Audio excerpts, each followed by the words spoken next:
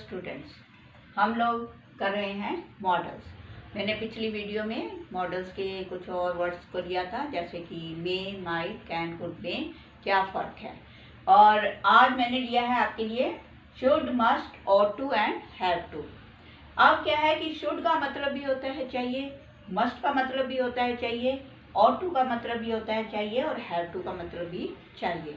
अब बच्चों के लिए ये भी कंफ्यूजन हो गई कि कहाँ पर हम जो है मस्ट लगाएं, कहाँ पर शुड लगाएं, कहाँ ought to लगाएं, कहाँ हैव टू लगाएं।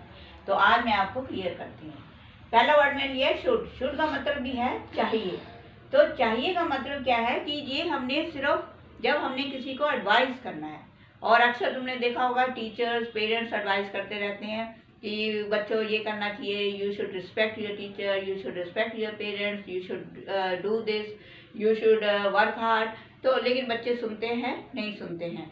लेकिन यहाँ पर क्या है कि एडवाइस देने वाला भी वो दे देता है और कोई सुने चाहे ना सुने कोई परवाह नहीं करते। लेकिन मस्ट का यूज़ हम वहाँ करेंगे जब मानना कंपल्सरी है।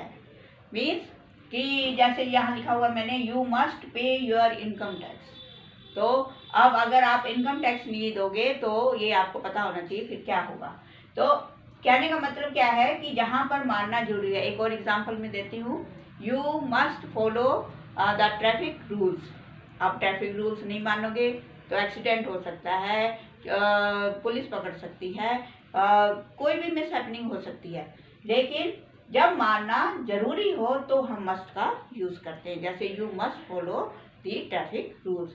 या एक और एग्जांपल मैं आपको देती हूँ कि जैसे प्रिंसिपल हैं स्कूल के, रोज़ असेंबली में बोलते हैं कि students you should bring your fees, you should bring your fees.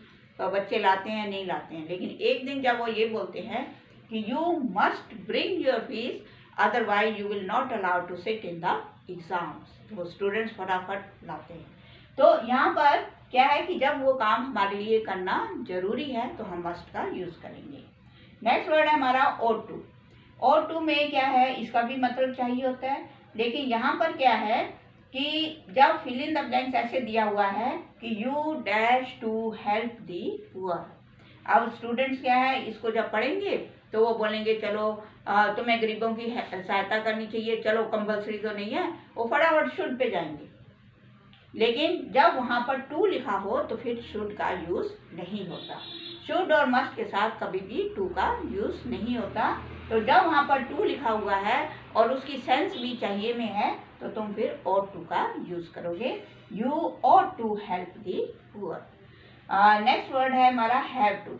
अब हैव टू का मतलब है चाहिए, लेकिन यहाँ पर क्या है कि ना तो एडवाइस है और ना ही सख्ती है, सिर्फ जस्ट एक सजेशन दी जाती है, चाहे वो छोटे दे दें चाहे वो बड़े दे दें। अब अक्सर बच्चे जो हैं घर में भी सजेशन देते हैं अपने पापा को, पापा this time we have to go to Shimla in vacation, और पापा मान भी जाते हैं। तो इसका ये मतलब नहीं कि वो डर रहे हैं, लेकिन यहाँ पर क्या है कि एक अपनापन है। अब कई बार क्या होता है कि पेरेंट्स की टीचर्स की बात नहीं मानते बच्चे और अपने दोस्तों की मान लेते हैं। अब जैसे आपस में दोस्त कहें भाई हमें पढ़ना चाहिए, we have to work hard because exams are coming nearer, तो एकदम सब मान लेते हैं क्योंकि यहाँ पर उन्हें अपनापन लगा। तो इस तरीके से should only for advice, must जहाँ कंपल्सरी हो, ought to यहाँ पर टू का यूज़ किया हो, और हैव टू जहाँ अपनापन हो। Thank you.